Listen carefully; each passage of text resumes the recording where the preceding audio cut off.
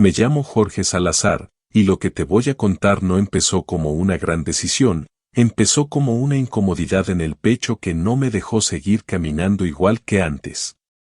Tal vez te ha pasado alguna vez, estás haciendo algo cotidiano, un día cualquiera, y de pronto presencias una escena tan pequeña que nadie más parece notar, pero a ti te remueve por dentro. Eso me pasó una tarde, hace varios años, en un supermercado común de barrio, acompañado solo por mi hija. En ese momento no lo sabía, pero lo que vimos ahí, unos segundos, una decisión mínima, iba a cambiar no solo nuestra forma de entender el dinero, sino también la vida de otras personas de maneras que jamás imaginé. Quédate hasta el final, porque esta historia no va de caridad, va de humanidad, de mirarnos sin bajar la cabeza. Y mientras escuchas, dime en los comentarios, ¿desde qué lugar del Perú, o del mundo, estás escuchando ahora mismo?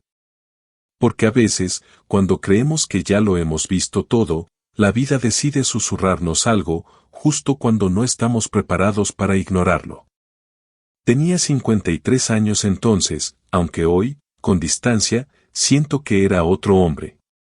Me llamo Jorge Salazar, soy viudo, y durante muchos años pensé que el dolor podía ordenarse como se ordenan los números en una cuenta bancaria. Creí que, si trabajabas lo suficiente, si eras disciplinado, si no mirabas demasiado atrás, el vacío aprendía a quedarse quieto. Había hecho dinero joven, invirtiendo en tecnología cuando casi nadie entendía de qué se trataba. Vendía tiempo, reinvertí con cabeza fría y, sin buscarlo, llegué a una edad en la que el dinero dejó de ser una preocupación diaria. Tenía una casa cómoda, tiempo, y sobre todo tenía a Lucía, mi hija, que entonces tenía 8 años y era el centro exacto de mi mundo. Su madre, Mariana, murió cuando Lucía tenía apenas 3.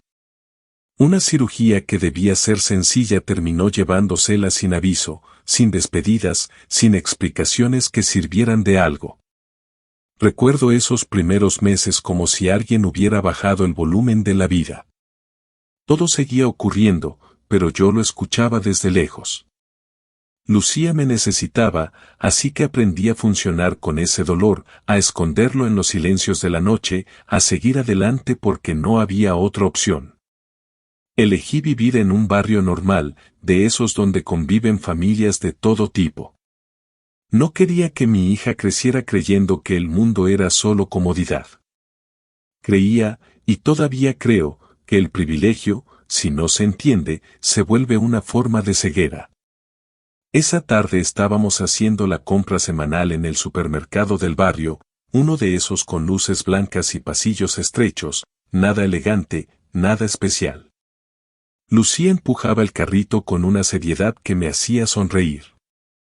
Revisaba la lista, comparaba marcas, preguntaba precios. Tenía esa mezcla hermosa de conciencia y curiosidad que solo tienen los niños cuando todavía no han aprendido a mirar para otro lado. Fue en el pasillo de los lácteos cuando sentí que me jalaba la manga. Papá, mira.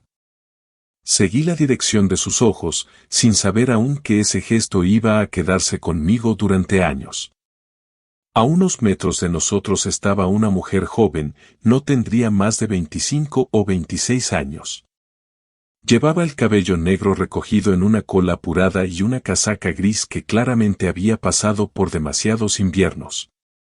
En un brazo sostenía a un bebé muy pequeño, de apenas unos meses, con el otro, tomó una caja de leche del estante, la miró largo rato y revisó el precio como si estuviera calculando algo invisible.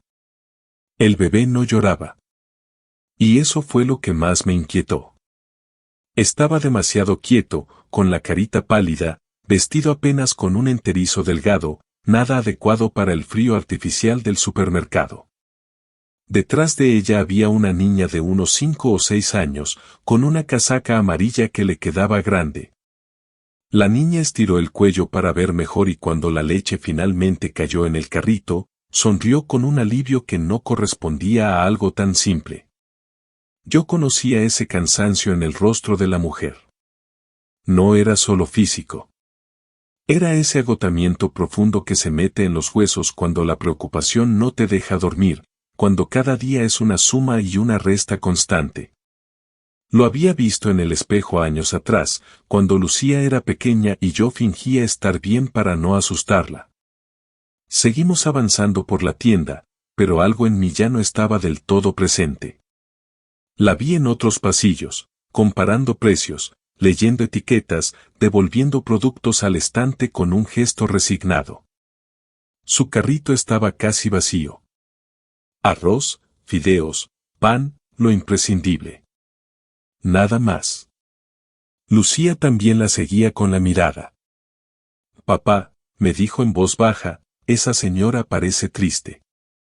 No supe qué responder de inmediato. Y su bebito no tiene mantita, añadió. Hace frío acá. Miré otra vez al bebé. Seguía en silencio, demasiado quieto. Sentí una incomodidad que no tenía nombre, una presión en el pecho que no se iba. Terminamos nuestras compras y nos pusimos en la fila de la caja. Desde ahí aún podía ver varios pasillos. Entonces la vi de nuevo, esta vez unos metros adelante, pagando. Observé cómo el total subía en la pantalla y cómo su espalda se tensaba, como si ya supiera el resultado antes de escucharlo. Cuando la cajera dijo el monto final, la mujer bajó la mirada. Dijo algo en voz baja. La cajera asintió con un gesto que no era profesional, era humano. Y entonces ocurrió algo que me dejó inmóvil. La mujer tomó la caja de leche del carrito y la devolvió. El sonido de la caja registradora marcó una pausa incómoda, como si todo el supermercado hubiera contenido el aliento por un segundo. La mujer sostuvo la leche entre las manos unos instantes más, como si todavía estuviera negociando con la realidad, y luego se la entregó a la cajera. Lo siento, no me alcanza, dijo. Su voz no fue un susurro, pero tampoco un pedido. Fue una constatación. La cajera no hizo preguntas. Retiró el producto del sistema con rapidez, quizá para que la escena durara lo menos posible. La niña de la casaca amarilla miró el carrito vacío y después a su mamá, confundida. ¿Y el desayuno?, preguntó, sin reproche, solo con una tristeza ingenua que dolía más que cualquier llanto. La mujer se agachó un poco para mirarla a los ojos, sin soltar al bebé. Nos vamos a arreglar, amor. No pasa nada. Pero sí pasaba. Pasaba todo. La vi pagar con billetes gastados y monedas contadas una por una, como si cada sonido al caer fuera un recordatorio de lo justo que estaba todo. Recogió las bolsas, pocas, demasiado pocas para una familia, tomó la mano de su hija y caminó hacia la salida con la cabeza ligeramente baja. Lucía no apartó la mirada en ningún momento. Sentí su manito aferrarse a la mía con más fuerza. Papá, dijo despacio, no pudo comprar la leche. Asentí, incapaz de decir algo útil de inmediato. ¿Por qué no tiene suficiente plata?, preguntó después. Si su bebito es chiquito, y la otra niña también. Ahí fue cuando entendí que no estaba frente a una escena cualquiera. Estaba frente a una pregunta que no se responde con cifras ni con teorías.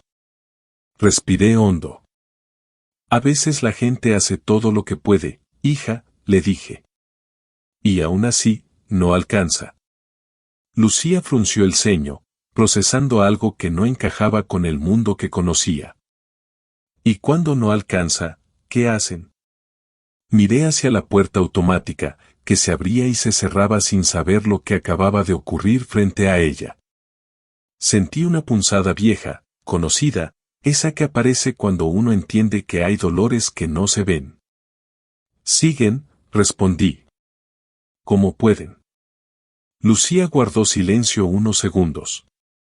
Luego levantó la vista hacia mí. ¿Y nosotros, podemos ayudar?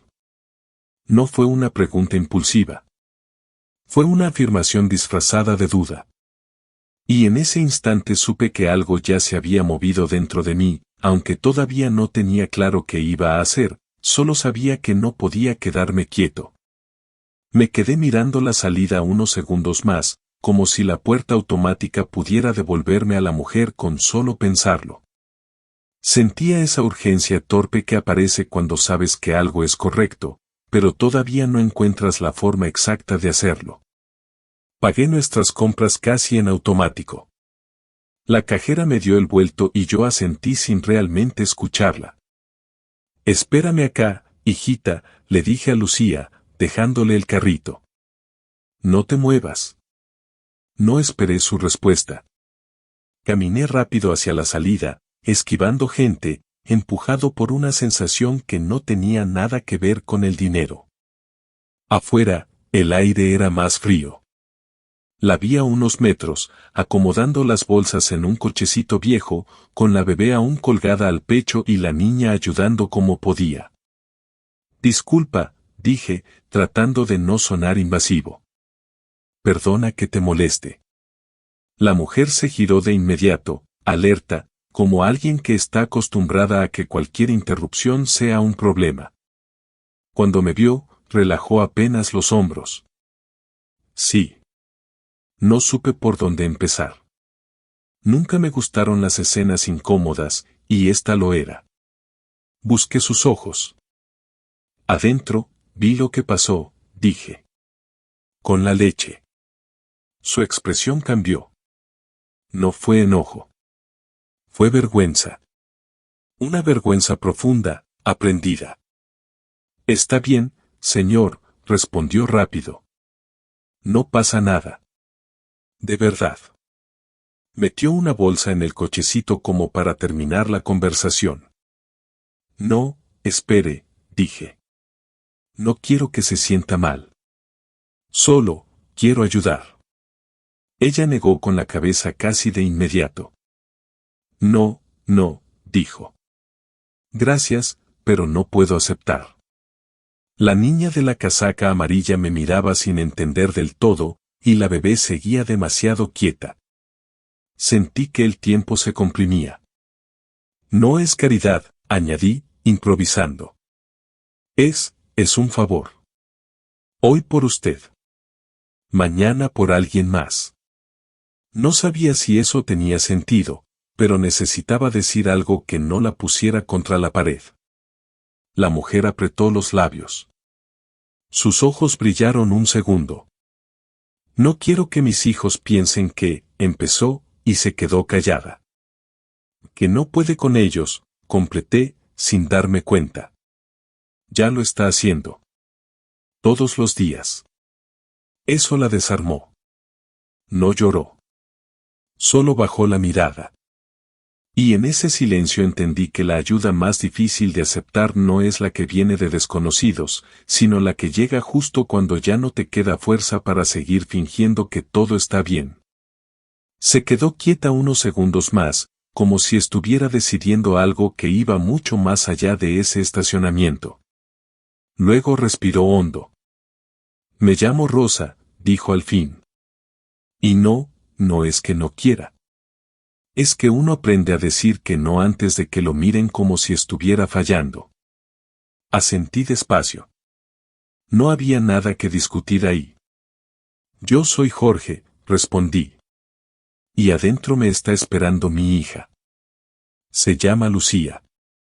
Ella fue la que se dio cuenta de todo antes que yo. Rosa levantó la mirada, sorprendida. Tu hija. 8 años, dije. Y tiene una forma muy directa de entender el mundo. La niña de la casaca amarilla se acercó un poco más al cochecito. Yo soy Milagros, dijo, mirándome con una seriedad que no correspondía a su edad. Mucho gusto, Mila, le sonreí. ¿Y la bebita? Rosa acomodó al bebé en su brazo. Samuel. Tiene 4 meses. Samuel abrió apenas los ojos, como si el sonido de su nombre lo hubiera traído de vuelta por un instante. Sentí un nudo en la garganta. Hace frío para él, dije, sin pensar demasiado. Rosa asintió. Sí, pero ya en la casa se pasa. No pregunté más. Saqué la billetera, no como quien hace un gesto rápido, sino con calma, dándole tiempo a que ella pudiera detenerme si quería. Saqué un billete y se lo extendí, pero no hacia ella, sino hacia el cochecito. Para la leche, dije. Y para algo caliente para ellos hoy. Rosa cerró los ojos un segundo. Cuando los abrió, había lágrimas contenidas, pero también dignidad. Gracias, dijo. De verdad. No sabe cuánto. Sí sé, respondí. Porque alguna vez también estuve cansado. En ese momento escuché la voz de Lucía detrás de mí. Papá. Me giré. Venía caminando rápido, preocupada. Se detuvo al ver a Rosa, a Milagros, al bebé. No preguntó nada. Solo miró el billete, luego a mí. ¿Está bien?, preguntó. Rosa se agachó un poco para quedar a su altura. Sí, hijita, le dijo. Gracias a tu papá, y a ti también. Lucía sonrió, tímida. Luego hizo algo que no olvidaré nunca. Se sacó su chalina del cuello y la puso con cuidado sobre Samuel. Para que no tenga frío, dijo. Rosa se tapó la boca con la mano. Yo sentí que algo se rompía y se acomodaba al mismo tiempo dentro de mí. Y recién ahí entendí que ese encuentro no iba a terminar en ese estacionamiento, apenas estaba empezando. Nos despedimos sin promesas grandes, sin intercambiar teléfonos ni direcciones. Solo un cuídense que sonó más pesado de lo que parece. Rosa empujó el cochecito despacio, Milagros caminando a su lado, y yo me quedé mirando cómo se alejaban hasta que doblaron la esquina del estacionamiento. Lucía no dijo nada de inmediato. Volvimos al carro y guardamos las bolsas en silencio. Recién cuando me senté al volante, ella habló. Papá, ¿ellos van a estar bien? Esa pregunta no tenía una respuesta clara. Nunca la tiene. Voy sí, le dije. Y a veces, con eso alcanza para seguir. Lucía sintió, pero no del todo convencida. Miraba por la ventana, pensativa, como si algo nuevo se hubiera instalado en su cabeza. En el camino a casa casi no hablamos. Yo también iba callado, con la imagen de Samuel demasiado quieto, con la voz de Rosa diciendo que uno aprende a decir que no antes de que lo miren como si estuviera fallando. Esa noche, mientras preparábamos la cena, Lucía volvió al tema. Papá, ¿tú crees que hay más personas así? ¿Así cómo? ¿Qué tienen que devolver cosas en la caja? La pregunta me cayó como un golpe suave pero constante. Sí, hijita. Muchas más de las que vemos. Lucía apretó los labios. Entonces, no es justo. Sonreí con tristeza. No, admití. No lo es. Después de que se durmió, me quedé solo en la sala, con la casa en silencio. Pensé en Mariana, en lo que habría dicho si hubiera visto a Lucía ese día. Pensé en mí, en lo fácil que era pasar de largo, mirar al suelo, decir qué pena y seguir con tu vida. Abrí la laptop, no por trabajo, sino por inquietud. Busqué organizaciones locales, comedores, programas de apoyo. Nada concreto me calmaba. Todo se sentía distante, impersonal. Yo no quería donar y olvidarme. Quería asegurarme de que esa familia, al menos esa noche, no quedara sola. Fue entonces cuando entendí algo incómodo: ayudar no siempre es un acto heroico.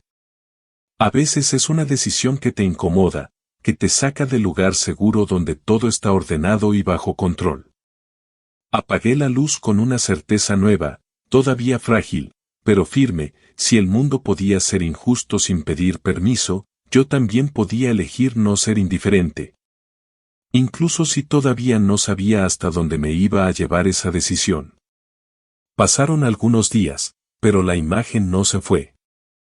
No era solo el recuerdo de Rosa ni de los niños, era la sensación de haber abierto una puerta que ya no podía cerrar. Me sorprendía pensando en ellos en medio de reuniones, mientras manejaba, incluso cuando Lucía me hablaba de cosas del colegio. No era culpa. Era responsabilidad.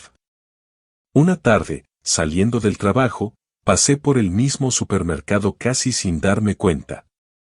Caminé por los pasillos con una atención distinta, como si ahora pudiera ver lo que antes había elegido no mirar.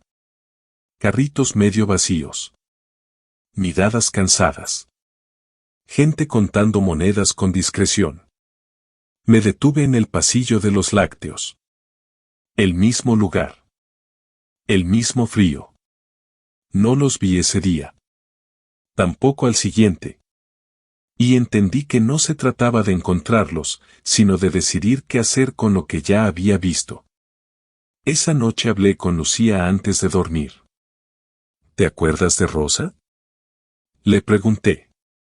Asintió de inmediato. Sí. ¿La vamos a volver a ver? No lo sé, fui honesto. Pero estaba pensando, ¿te gustaría que ayudemos a más personas como ella?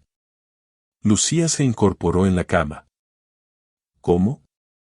No sé todavía, sonreí. Tal vez empezando por cosas pequeñas. Comida, abrigo.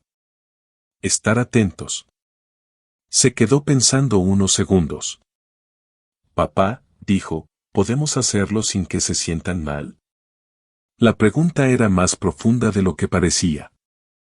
Eso es lo más importante, respondí. Que nadie sienta vergüenza por necesitar ayuda. Al día siguiente, llamé a una trabajadora social que conocía de un programa municipal. Le conté lo que había pasado, sin dar nombres, sin adornos.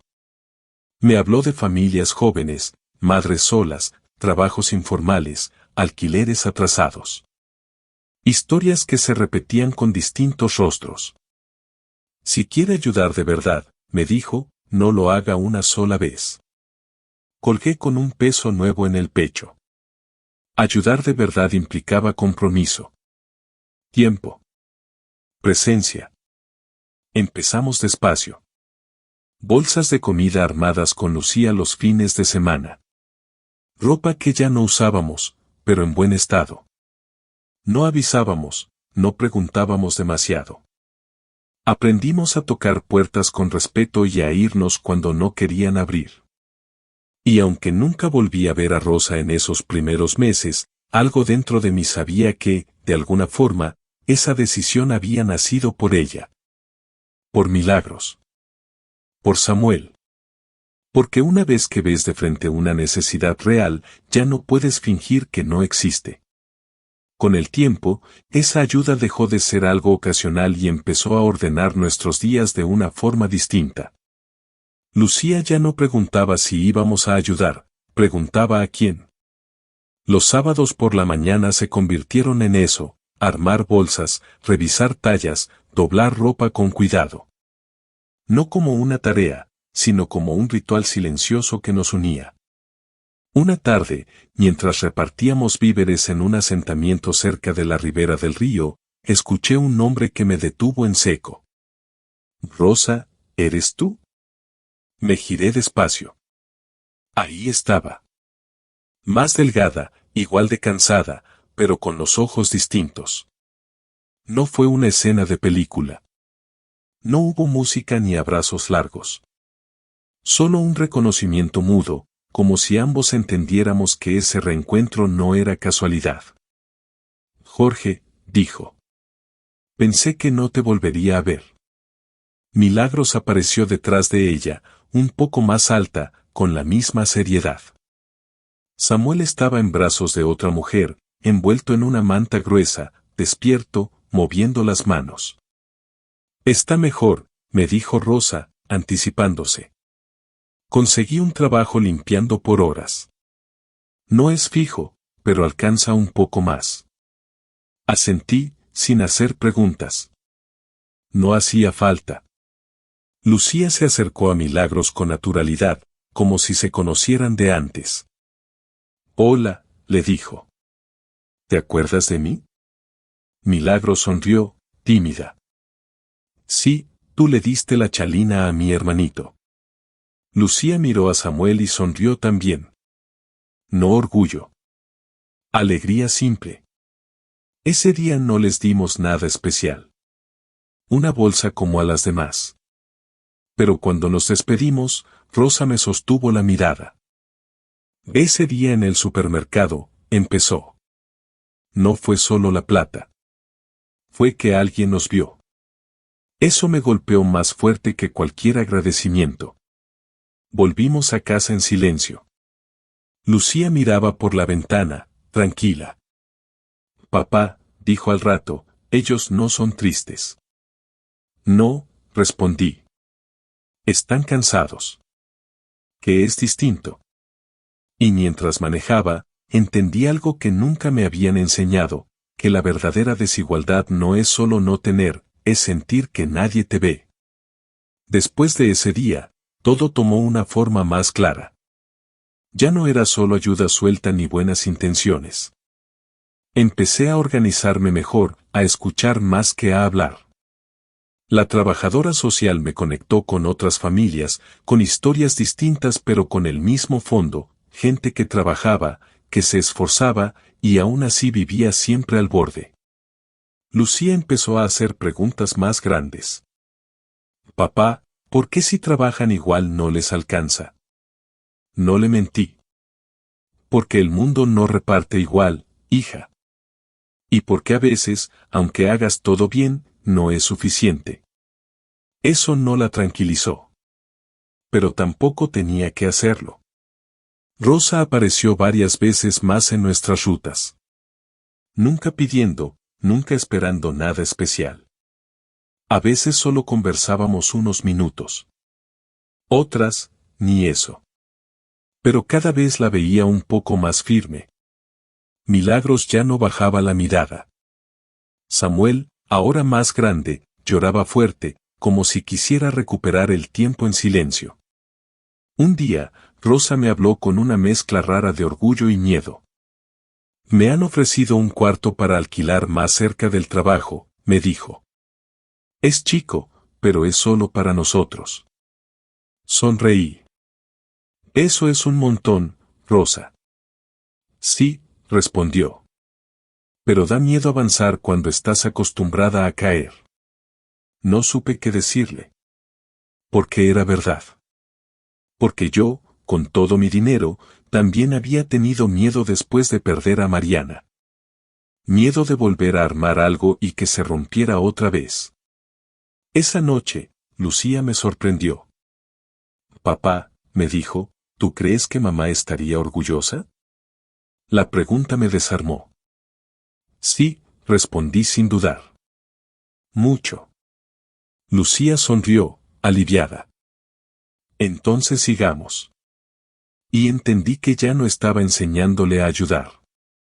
Ella me estaba enseñando a no tenerle miedo al vínculo, a quedarme, a no mirar a las personas como casos, sino como vidas que se cruzan con la tuya por una razón. Algo estaba cambiando, no solo afuera, sino muy adentro. El verdadero cambio no llegó con un gesto grande, ni con una donación importante, ni con una historia que se pudiera contar fácil. Llegó de manera silenciosa, casi incómoda. Un día me di cuenta de que ya no podía volver a ser el hombre que entraba a un supermercado sin mirar alrededor. Rosa finalmente se mudó a ese cuarto. Fui una vez a ayudarla a cargar unas cosas. Nada especial, una cama angosta, una mesa coja, una cocina que funcionaba cuando quería. Pero era suyo. Milagros me mostró orgullosa el espacio donde hacía sus tareas. Samuel gateaba por el piso como si hubiera descubierto un continente nuevo. No es mucho, dijo Rosa, casi pidiendo disculpas. Es un comienzo, le respondí. Y eso vale más de lo que parece.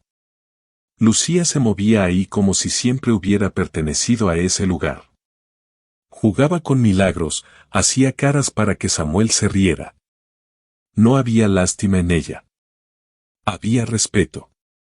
Y eso me confirmó que algo habíamos hecho bien. Con el tiempo, Rosa consiguió más horas de trabajo. No siempre estables, no siempre justas, pero suficientes para sostenerse. Nunca quiso depender. Nunca quiso que la ayudáramos más de lo necesario. Y yo aprendí a aceptar eso, a no confundir apoyo con control. Un día, meses después, nos cruzamos otra vez en el mismo supermercado.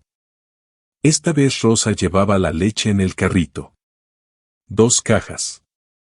Milagros empujaba orgullosa. Samuel lloraba fuerte, lleno de vida. Rosa me miró y sonrió. Esta vez sí alcanzó. No dije nada. No hacía falta. Mientras veía cómo se alejaban por el pasillo, entendí algo que me tomó años aceptar: no todas las historias se resuelven, pero algunas se sostienen. Y a veces, el mayor impacto que puedes tener en la vida de alguien no es cambiar su destino, es caminar un tramo con ellos para que no se sientan solos. Ahí, entre carritos y luces blancas, sentí paz. No porque el mundo fuera justo, sino porque, al menos esa vez, no miré hacia otro lado. Hoy tengo 61 años, y cuando miro hacia atrás no pienso en inversiones ni en números bien hechos. Pienso en una caja de leche de vuelta, en una chalina pequeña cubriendo a un bebé, en una puerta que decidí no cerrar. Lucía ya no es una niña. Creció entendiendo que ayudar no es salvar a nadie, es acompañar sin humillar. Que la dignidad no se negocia. Que mirar a alguien a los ojos puede ser tan poderoso como cualquier cheque. Rosa sigue con su vida. Con dificultades, con cansancio, con días buenos y otros no tanto. Como todos. Pero nunca volvió a sentirse invisible. Y eso, aunque suene pequeño, cambia a una persona por dentro. A veces me preguntan cuándo empezó todo. Y siempre pienso lo mismo: empezó el día en que dejé de apurarme en un supermercado y me permití ver. Si esta historia te tocó, no es casualidad. Tal vez hoy no puedas cambiar el mundo, pero sí puedes cambiarle el día a alguien. Y créeme, a veces, eso alcanza. Gracias por quedarte hasta el final. Si quieres, cuéntame en los comentarios qué parte se te quedó en el pecho. Y si decides compartir esta historia, que sea como se comparten las cosas importantes, en silencio, con respeto y con humanidad.